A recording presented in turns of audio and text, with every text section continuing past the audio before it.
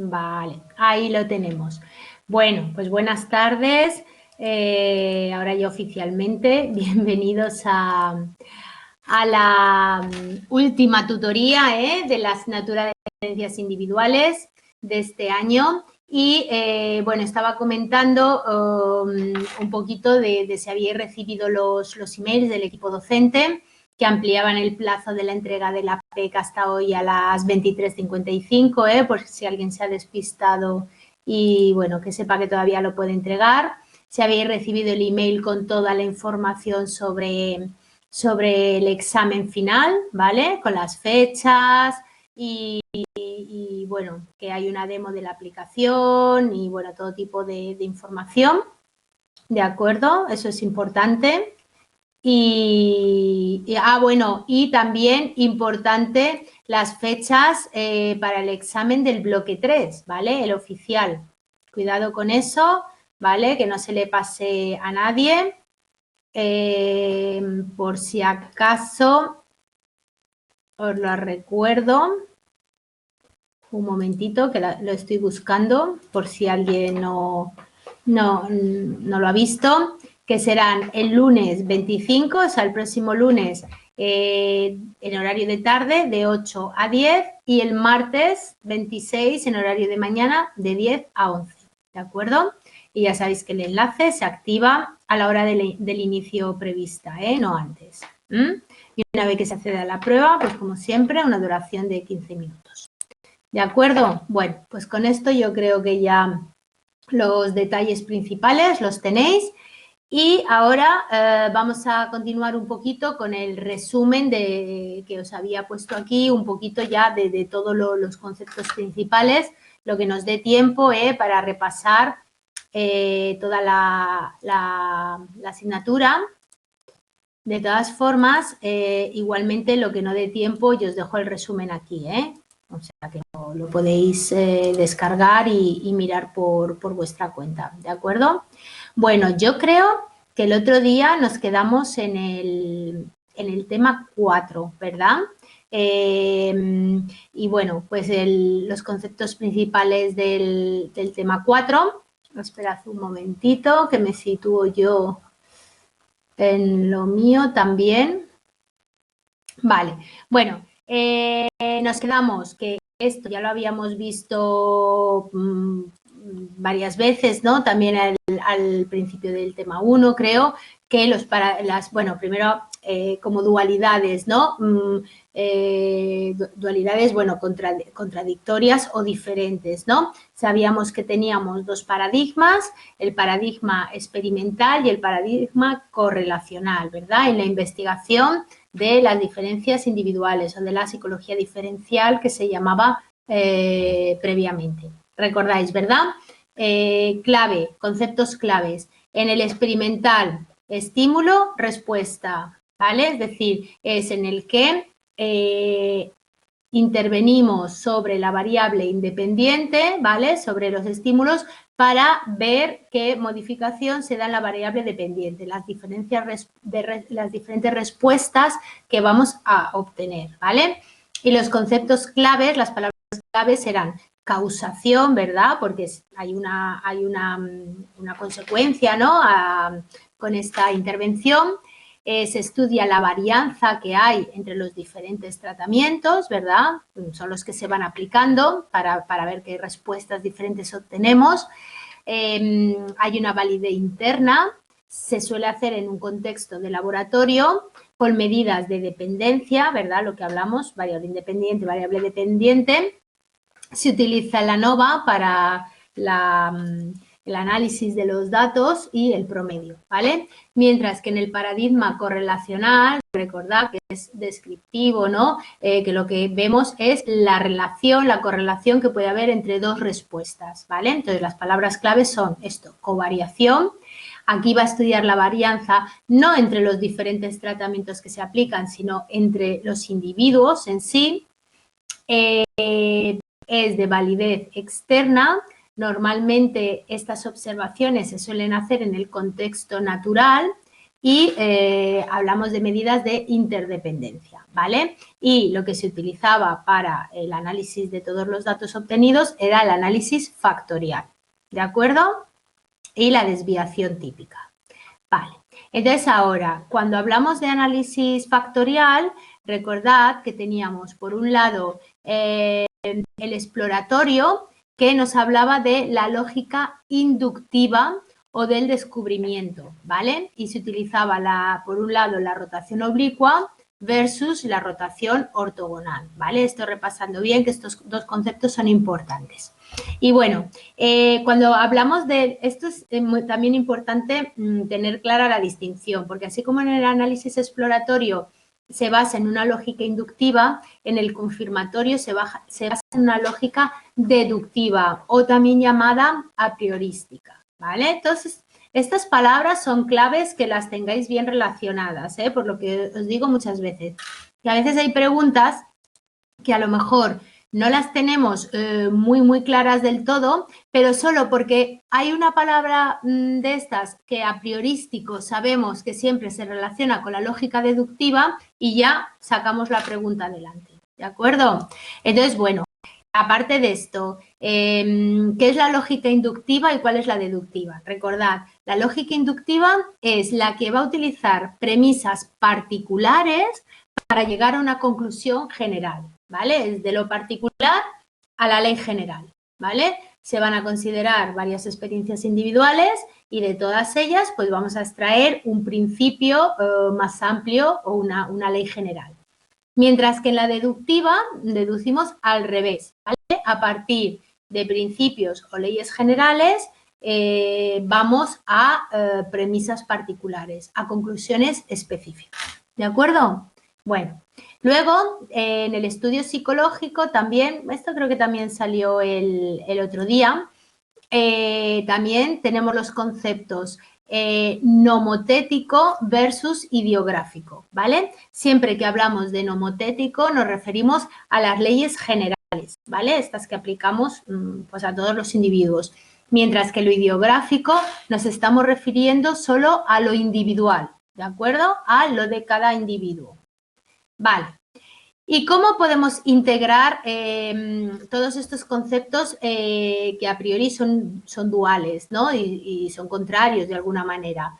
Bueno, pues por ejemplo, decíamos el paradigma respuesta-respuesta versus el paradigma estímulo-respuesta, lo podemos integrar en, bueno, que haya un estímulo que proporcione una respuesta, pero para ello ha de pasar por un organismo, que es el que va a regular estas respuestas, ¿de acuerdo? O bien también puede ser un organismo, un estímulo y una respuesta, ¿de acuerdo? Bueno, digamos que la integración pasa por incluir la función del organismo, la función que tiene el organismo en esta vinculación que hay entre el estímulo y la respuesta, ¿de acuerdo? Luego, en los diseños de investigación, en la recogida de los modelos de recogida de datos, ¿no? Y las técnicas de análisis, pues recordad que teníamos, por un lado, diseños transversales, ¿no? Cuando tomábamos medidas en tiempos concretos, y luego estaban los estudios longitudinales, ¿no? Cuando íbamos tomando diferentes medidas a lo largo del tiempo. Bueno, pues estos dos se pueden integrar en diseños de investigación longitudinal transverso, es decir, que mezclen ambos dos. Bueno, ya os podéis hacer cargo de que son estudios pues muy costosos, ¿no? Porque si ya el longitudinal es costoso, ¿no? Por la dilatación en el tiempo y gravoso también económicamente, pues bueno, si además lo conjugamos, pues todavía más, ¿vale? Bueno, posibilidades de investigación. Lo venimos diciendo, las observacionales, ¿no? Que serían las correlacionales, selectivos, cuando hacemos comparaciones, y los experimentales cuando vamos a influir en la variable independiente, ¿vale? Bueno, pasaríamos al siguiente. Vale, y aquí vamos a ver los conceptos claves de los temas 5 y 6. Bueno, Aquí nos va a hablar bueno, en la naturaleza, las teorías que existen sobre la inteligencia, ¿verdad? Y si recordáis, bueno, pues por un lado están las teorías explícitas, que son las que se llaman científicas, explícitas porque bueno, pues pasan por un proceso de comprobación, de validación, y luego están las implícitas o legas, bueno, lego que significa no científico, ¿no? Perdonad. Es decir, que suponemos, ¿verdad?, que son de cierta manera, pero no tienen una validez científica.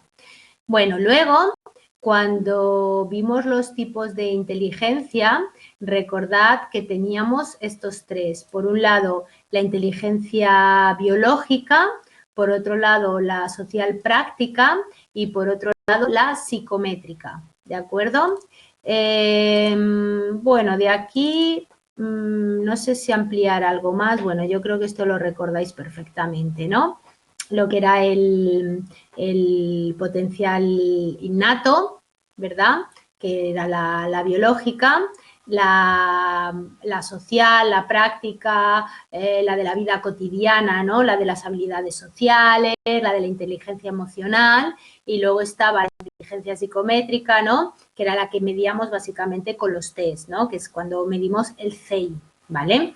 Y que recordad que decíamos, esto es importante, que podía estar influida, bueno, que solía estar influida por factores culturales, de educación, de estatus socioeconómico, ¿vale? Y luego ya hablábamos de las metáforas de la inteligencia. Recordáis esto también, ¿verdad? Estaba la geográfica, ¿no? Que era como ver el mapa de la mente, ¿no? Y que, bueno, se sacaba a partir de técnicas psicométricas. Luego estaba la computacional, ¿no? Que veía la mente como un ordenador. Y bueno, lo que íbamos buscando era el funcionamiento, ¿no? de ese ordenador. La antropológica, ¿no? Que veía la inteligencia como una invención cultural, ¿no? Sin valor fuera de su grupo de referencia. Esto era importante. Recordad los conceptos radicalismo cultural, que era importante, ¿no? Lo de que había una competencia cognitiva diferente para cada cultura, ¿no? Según el marco ecológico y cultural que determinaba su desarrollo. Y luego había otro concepto importante también, el del comparativismo condicional, ¿no? Que era menos extremo que el anterior, pero bueno, que nos venía a decir que sí, que las culturas interactuaban dinámica y activamente, ¿no? Con la inteligencia. Luego estaba la sistémica, ¿verdad? Que veía la inteligencia como un sistema complejo, con numerosos niveles, ¿no? Y hablaba de la relación de la conducta intelectual con todo el contexto social, ¿de acuerdo? Bueno, y luego recordad también que todas estas metáforas, todas estas maneras de ver la inteligencia tenían ventajas y desventajas, ¿eh? También esto era importante. Bueno, y con esto, pues luego pasábamos a la polémica que había sobre la naturaleza de la inteligencia. Recordad, ¿no? La versión unitaria que nos daban Galton y Spearman, ¿no? Que veían la inteligencia pues como esto, como una facultad unitaria que se refería solo a la capacidad cognitiva general del individuo. Recordáis, ¿no? El factor G como un único, ¿no? Y que además pensaban que venía determinada genéticamente y que, bueno, que la podíamos evaluar mediante tareas mentales simples, sin más, ¿no? Esto se oponía a la perspectiva multidimensional de Binet, ¿recordáis?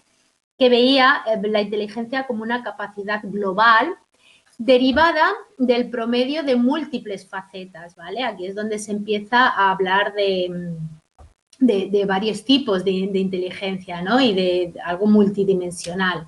Y además, Binet ya introducía que también estaba determinada ambientalmente, ¿verdad? Que no era solo genética y que se debía evaluar mediante tareas cognitivas complejas, ¿vale? Ay, perdonad que me he quedado aquí y esto tenía que haberos pasado la hoja. Vale.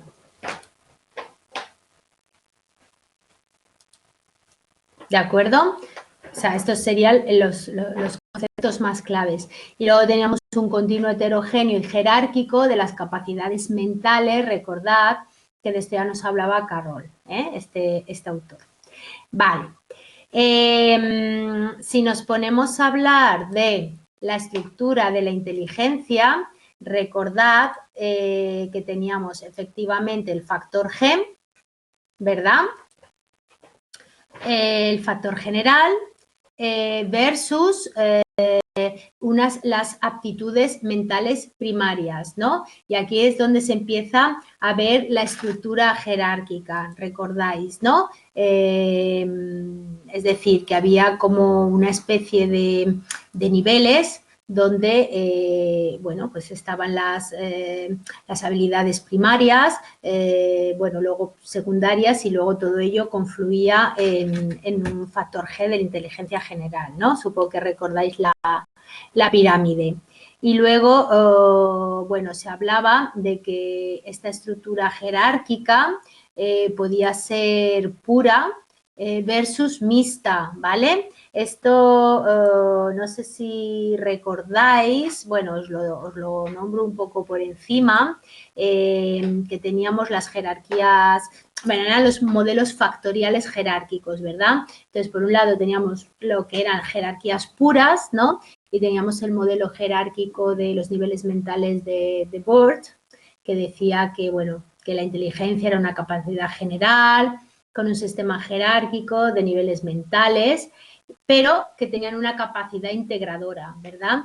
Y luego estaba el modelo de Vernon, que no sé si recordáis que tenía 4 niveles, ¿no? En el primer nivel estaban los factores específicos, en el segundo los factores de grupo de carácter menor, luego en un tercero que había 2 factores de grupo mayores, ¿no? Que era el verbal, educativo y el espacial, por otro lado, y todo confluía arriba a la cúspide, el cuarto nivel, con el factor G, ¿vale?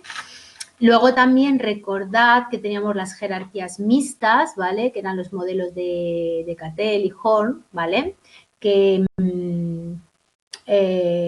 bueno, pues decía, como no contemplaban un factor G y se focalizaban en los factores de segundo orden, pues hablaban que eran jerarquías puras, ¿no? Todo esto ya lo repasaréis porque si me enredo con todo esto. Vale, luego recordad que teníamos también el tema de, por un lado, la inteligencia fluida, ¿verdad?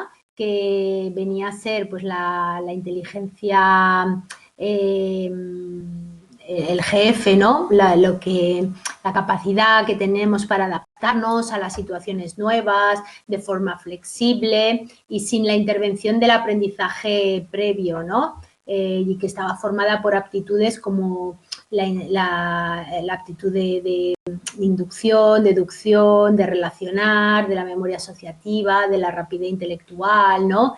Bueno, esto es un poquito quizá por lo que llamamos pues el ser listo, ¿no? El tener toda esa serie de destrezas que te hacen pues esto, adaptarte, ¿no? Adaptarte al medio, ser flexible, solucionar.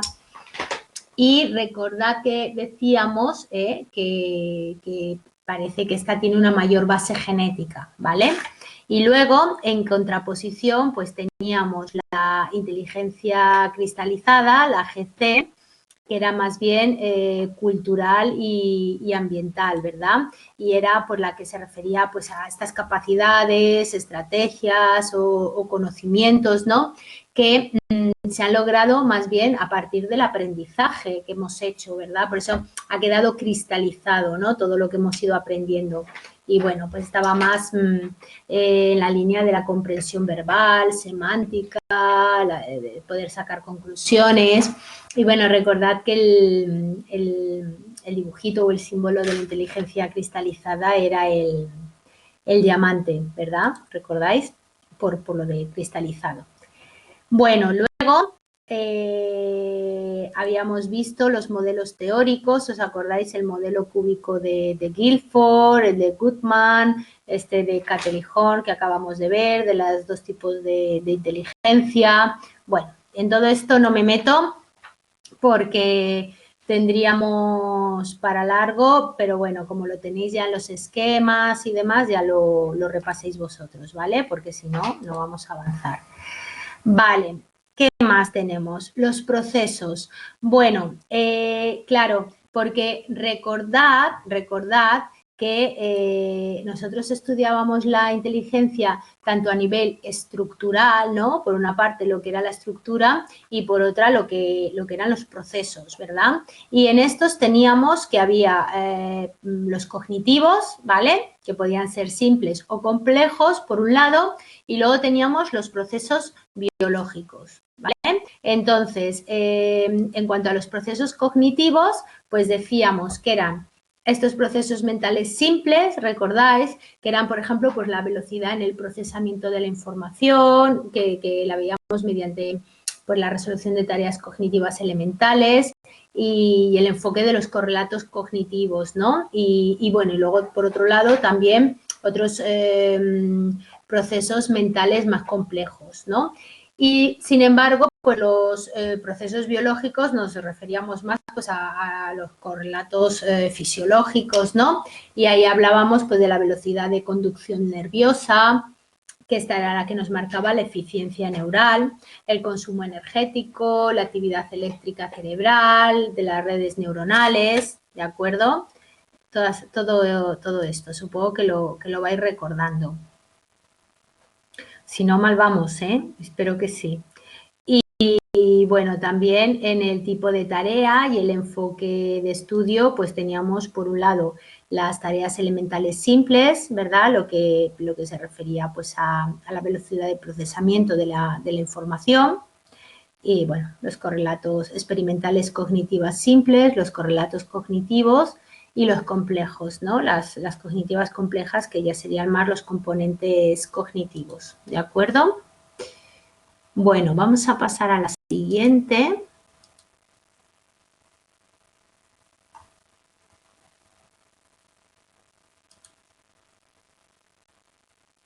Vale, aquí lo que hemos hecho ha sido especificar cuáles eran estas variables dependientes dentro de ese contexto, ¿no? Entonces, lo que decíamos, en los procesos cognitivos, recordáis, ¿qué era lo que medíamos? ¿Qué era lo que observábamos? Pues, por ejemplo, el tiempo de reacción, ¿vale? Que podía ser simple o de elección, el tiempo de inspección, y había otras variables a considerar según el enfoque, ¿verdad? Como el tiempo de decisión, el tiempo de movimiento, la velocidad del procesamiento de la información, las capacidades psicométricas en el enfoque de los correlatos cognitivos, la frecuencia de los errores, la descomposición del tiempo total de la actividad de la inteligencia, de los tiempos parciales según el componente empleado. Bueno, y que todo esto, claro, era una perspectiva componencial, ¿no? De diferentes componentes.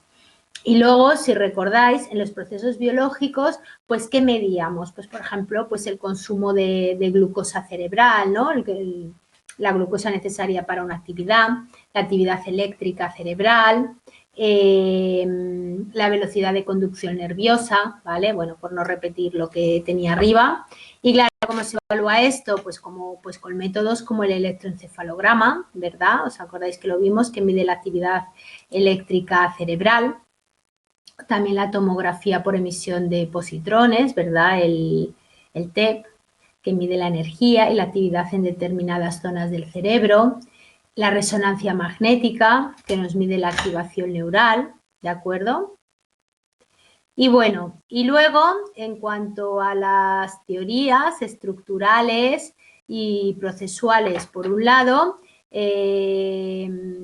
contra las sistémicas, ¿vale? ¿Os acordáis de Sternberg y Gardner? Que también esto lo teníamos en los apuntes, ¿vale?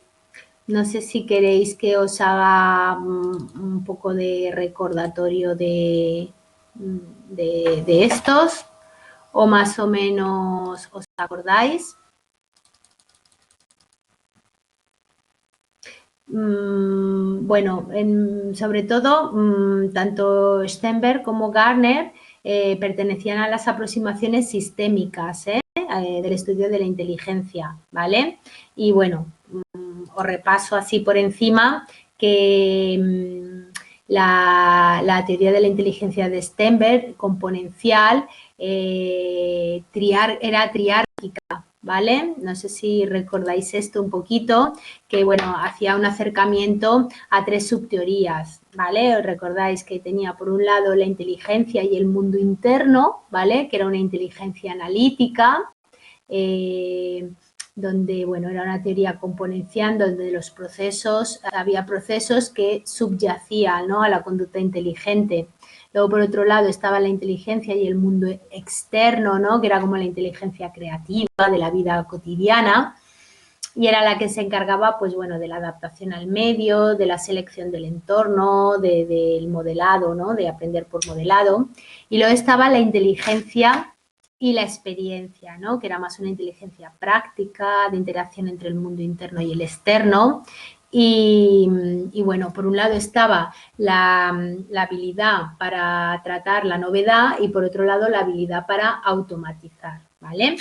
Y luego, si os acordáis, estaban las teorías de múltiples de Gardner, ¿no? ¿Os acordáis que tenía, bueno, la lingüística, la lógico-matemática, la espacial, la musical, es decir, bueno, completamente diversificado, ¿no? La inteligencia se veía como algo dinámico, variable, vinculado al entorno y bueno, con una separación de competencias, ¿no? Lo que hoy día llamamos competencias, pues muy grande. ¿De acuerdo? Bueno, con esto, ¿dónde nos iríamos? Vale, más o menos todo esto está visto. Vale, pues yo creo que con esto ya hemos acabado el repaso de los temas del 1 al 6, ¿vale? Vamos a buscar ahora la otra ficha que os he puesto de repaso del 7 al 12, sería... Bueno, el 10 no viene porque ya hemos hablado de él anteriormente, ¿vale? Y bueno, porque es que igualmente no daba tiempo a repasar todo, ni nos va a dar, pero bueno, hasta donde nos dé, ¿vale? Y si no, pues esperad a ver si lo encuentro.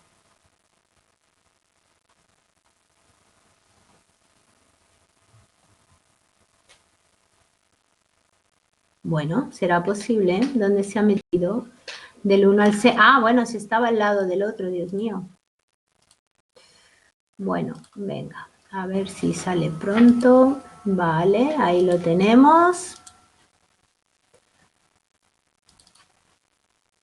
Un momento.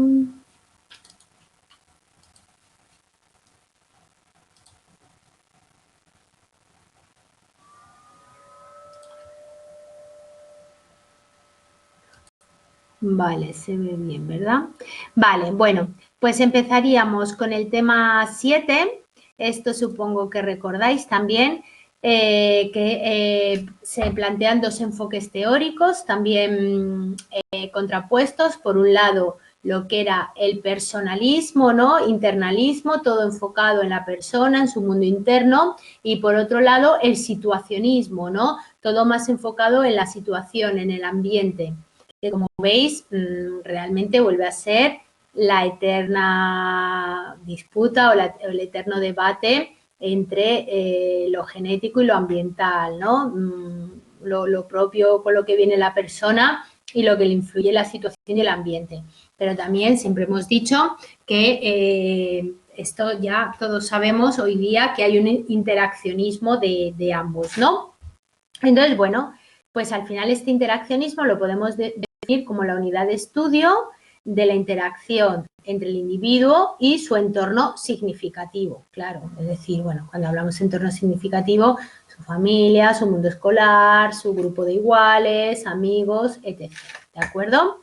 Entonces, bueno, podemos hablar de que hay una interacción dinámica entre ambos, ¿no? Con una causación recíproca, tanto persona como situación se afectan mutuamente, que hay diferencias individuales en la forma de seleccionar y construir las condiciones estimulares externas, ¿vale? Esto está claro. Que también la conducta es discriminativa, porque la conducta lo que busca es la adaptación al medio siempre, ¿no? Por eso es discriminativa. y está vinculada a las equivalencias psicológicas y comportamentales, es decir, que normalmente se da una coherencia entre ambas. Y bueno, como sabéis, ya se acepta al individuo, ¿no?, con un papel activo tanto en la interpretación como en la construcción de su realidad, ¿vale? Bueno, pasaríamos a la siguiente.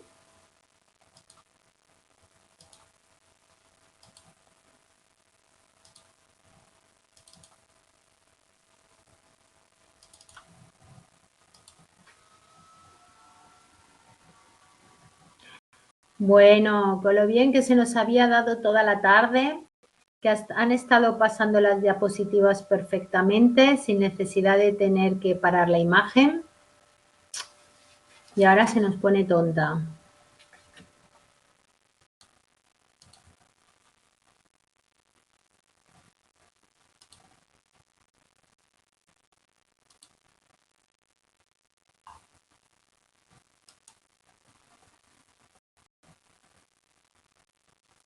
Vale. Vale, bueno, pues aquí iríamos a ver, bueno, este tema no le he puesto el título, pero bueno, recordáis que hablamos de la personalidad, ¿vale? Así como antes estábamos en la inteligencia, ahora estamos en la personalidad. Bueno, si recordáis, cuando estudiábamos la estructura, ¿no? Cómo estructurábamos la personalidad, recordad teníamos, por un lado, los modelos léxicos, ¿no?, en la taxonomía que hacíamos de los rasgos de personalidad. Por un lado, teníamos los modelos léxicos. Recordad que eran aproximaciones sin una fundamentación teórica previa, por lo tanto, a esto se les llama ateóricos. Eso es importante. ¿Por qué no tenían una fundamentación teórica previa? Porque recordad que se buscaban en el lenguaje pues un montón de palabras, de adjetivos, ¿no? Mediante un acuerdo interjueces, recordad, ¿no?, de tendencias personales, juicios sociales, etc., que luego se iban reduciendo hasta que en 35 rasgos superficiales, hasta que luego pues acabamos, o los 16 factores de Cattell, o los Big Five, recordáis, ¿verdad? Pero no se apoyaba en ninguna teoría previa, es decir, tiraban del lenguaje y de ahí sacaban los modelos factoriales léxicos. Y luego, por otro lado, teníamos los modelos factoriales biológicos, también importante que recordéis que esta está emparentado con la palabra a priorístico. ¿Por qué? Porque aquí, a priori, sí que había una fundamentación teórica previa, ¿vale?, en la que se basaban. ¿Por qué? Porque estos modelos biológicos, los datos provenían de cuestionarios de personalidad previos que ya se habían hecho y de donde se habían extraído contenidos, ¿de acuerdo? Esa diferencia es muy importante. Y bueno, y aquí en este modelo, entre los modelos estructurales más importantes de los modelos factoriales biológicos, pues teníamos el de los 3 factores de Eysenck, recordad, y el modelo de Gray, ¿vale? Bueno, vale, yo creo que ya lo he nombrado todo. Vale. Ahora, importante, estuvimos bastante tiempo viendo el modelo de los Big Five, recordáis, ¿verdad? Mirad, aquí hay un pequeño truquillo para recordar los componentes, bueno, cada uno de estos 5 grandes. En inglés, pues bueno, son el acrónimo, ¿no? OCSIAN, ¿no? Que vendría de openness, consciousness, mira aquí, bueno, extraversión, affability y, bueno, neuroticismo, ¿no? Y la traducción al castellano, pues venas, para acordaos, ¿vale? Bueno, esto es un pequeño truquito. Bueno, recordad, ¿no? Eran estos 5, no me entretengo más. Y luego teníamos el modelo PEN de Eysenck, ¿recordáis? Que era psicoticismo, Perdonad, aquí, sí, psicoticismo, extraversión y neuroticismo, ¿vale? Y, bueno, lo más importante, que el neuroticismo estaba relacionado, ¿no?, con el sistema nervioso autónomo, ¿no?, la activación autonómica, la extraversión, el sistema nervioso central, la activación cortical o SARA eran las siglas, y el psicoticismo, ¿no?, que tenía una relación con la activación de la serotonina, ¿vale? 5HT, ya sabéis. Y luego estaba el modelo de personalidad de Gray. Este recordaréis también, importante, que tenía 2 dimensiones, ¿no? Era de carácter, bueno, sí, era de 2 dimensiones, porque eran 2 factores que sobre todo estaban relacionados con la sensibilidad al refuerzo y al castigo, ¿vale?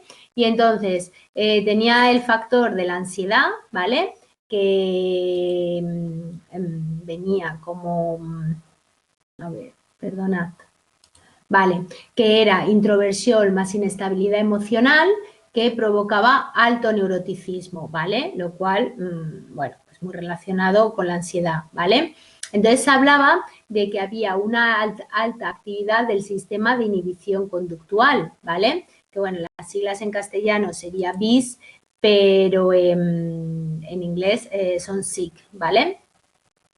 Y luego, perdón, al revés, SIC serían en castellano, conductual la C, y en inglés serían BIS porque la B es de behavior, de comportamiento. Pero bueno, lo digo por si, bueno, por si acaso saliera de otra manera.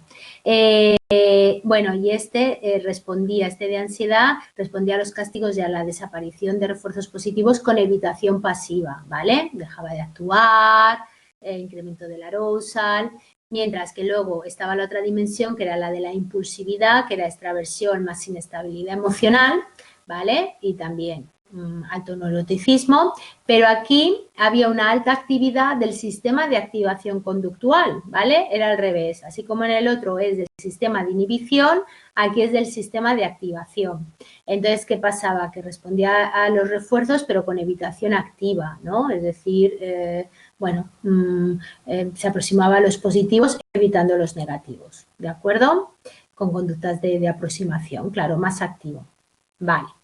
Luego, en cuanto a los procesos, ¿vale? En el tema de personalidad, aquí ya nos íbamos al tema 8, ¿vale?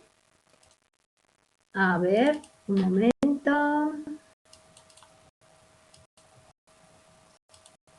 Vale, y aquí teníamos las unidades dinámicas de las diferencias de personalidad y estructurales, ¿de acuerdo? Y bueno, aquí, bueno, en el enfoque procesual, pues el proceso es la dinámica, ¿no?, de la personalidad, y lo que se estudiaba es cómo ésta se desarrolla en conducta, ¿vale? En la conducta. Claro, porque siempre hemos dicho que solo podemos observar la conducta, ¿no? La personalidad la estudiamos a partir de observar la conducta en los diferentes contextos y ambientes en los que se mueve el individuo, ¿de acuerdo? Y hablábamos, claro, de que no siempre hay estabilidad y consistencia en la conducta, ¿verdad? Y aquí había un autor importante, Allport, que de hecho... vale, no lo he reflejado aquí, pero bueno, os lo recuerdo, es importante, que determinaba 4 aspectos que influían en este dinamismo de la conducta, ¿verdad? Bueno, no me lío más porque es que si no, no me va a dar tiempo a nada. Voy a ir un poco más a solo lo que pongo en el resumen porque me lío. Bueno, luego recordad, ¿no?, el sistema de personalidad cognitivo-afectivo, recordáis que lo vimos, y las diferencias individuales, ¿vale? Esto lo teníamos, vale. Hablábamos de que había una accesibilidad crónica, unos... Ay, disculpadme un momento. Disculpadme un segundito.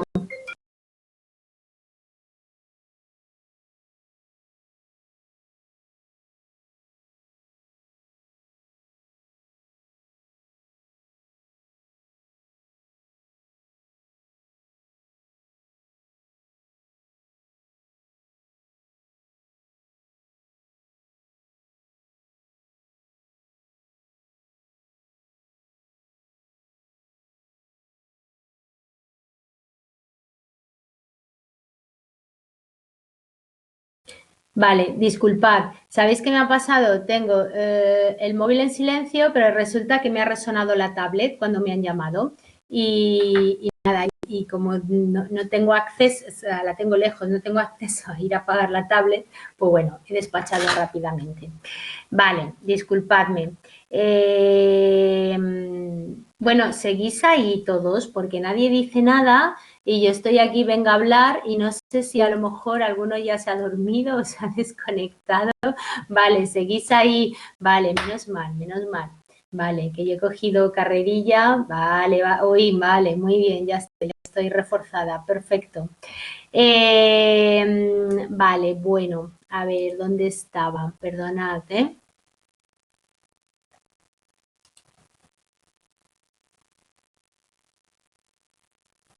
Vale, sí. Bueno, hablábamos de la organización estable de relaciones de las unidades, la existencia de una red única interconexionada de las distintas unidades que funcionan como un todo organizado, ¿no? Que es estable y peculiar de cada individuo.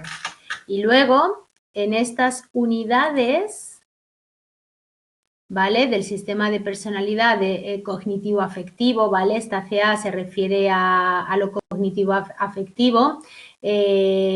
Recordad que hablábamos de unidades y organizaciones intrasistema, ¿vale? Es decir, había un sistema de procesamiento de información social también que daba bueno, el significado de la representación mental sobre uno mismo y sobre los otros, ¿verdad? Que se refería a las creencias, las metas, las expectativas, ¿de acuerdo? Bueno, a ver, es que no quiero, veo ya que se nos echa el tiempo encima y ya me estoy poniendo nerviosa. Pues nada, es que no me va a dar tiempo a mucho más. Bueno, veíamos que había los componentes, había una potencialidad, ¿vale? Que eran las capacidades o competencias cognitivas, estrategias de codificación, conceptos personales, ¿vale? Que eran un poco como nuestros esquemas mentales, nuestros guiones, los planes.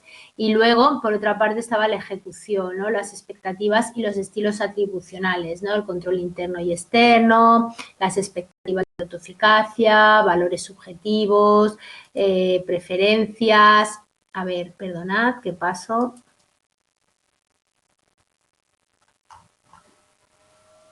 Aquí.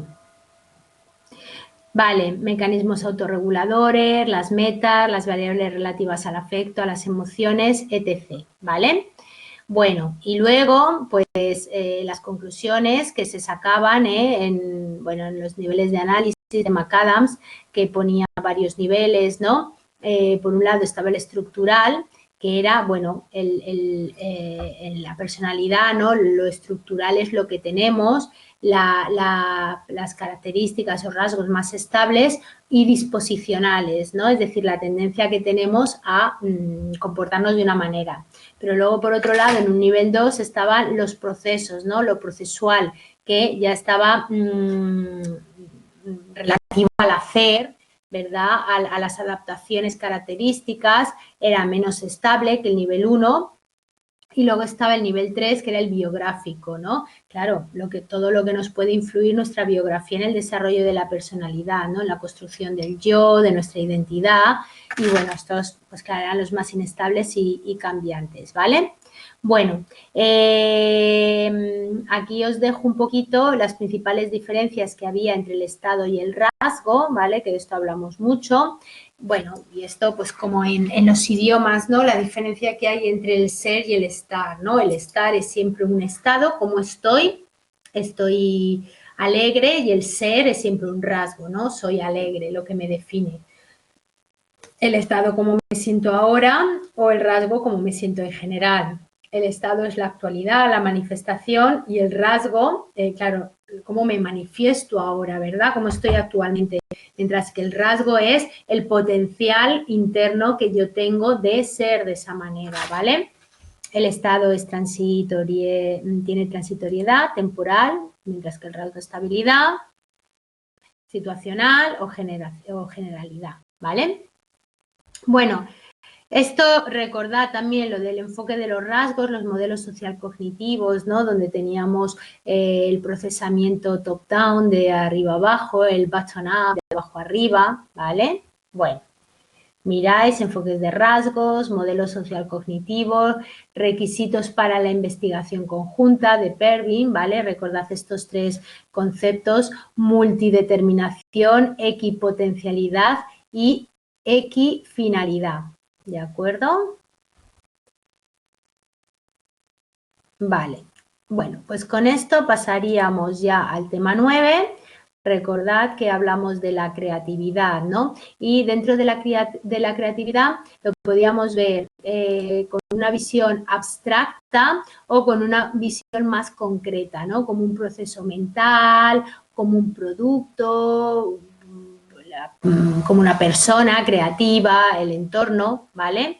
Y en los paradigmas, en el estudio de la creatividad, pues teníamos no empíricos y empíricos, ¿vale?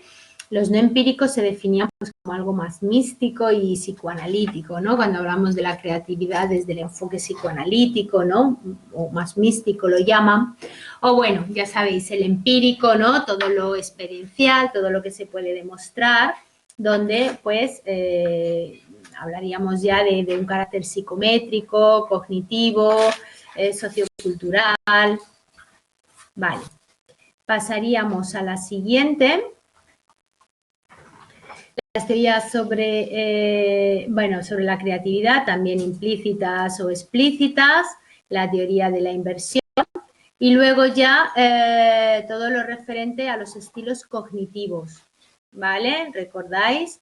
La diferente consistencia en la manera de procesar la información, ¿vale? Recordáis que, bueno, que tenemos diferentes estilos cognitivos, más generales o más específicos, bipolares, unipolares, de nuevo otra vez las diferencias entre estado y rasgo, ¿vale? ¿Recordáis que había, si hablábamos del campo visual, pues dependencia o independencia de campo, si hablábamos de cómo percibimos las diferencias o las semejanzas, recordad que lo podíamos hacer desde un enfoque nivelador o agudizador, bueno, recordad, ¿no?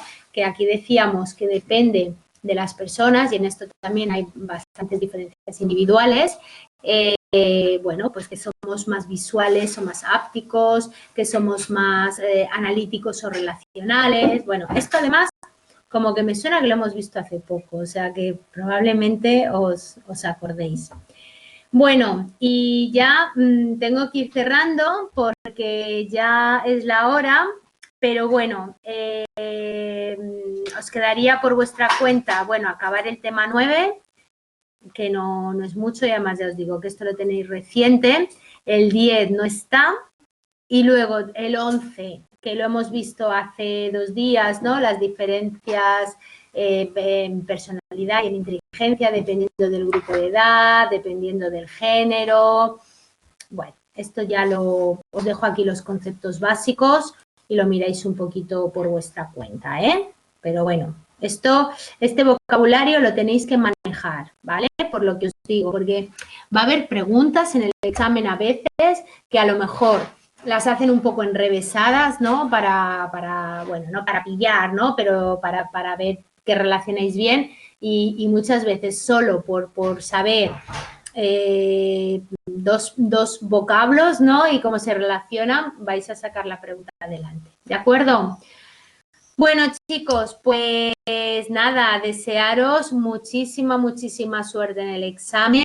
Yo creo que, bueno, si habéis ido siguiendo un poquito todo lo que hemos hecho, habéis hecho las evaluaciones, habéis hecho la PEC, habéis hecho, bueno, a ver, muy mal se tiene que dar para que suspendáis, ¿eh? O sea, que id tranquilos, que seguro que lo vais a sacar adelante y nada, bueno, pues un gusto haber compartido con vosotros todos estos martes de confinamiento, habéis sido una compañía muy buena.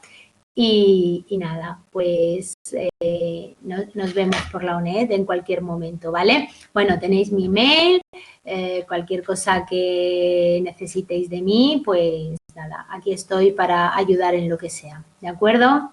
Bueno, pues nada, un saludo y hablamos. Hasta luego, suerte.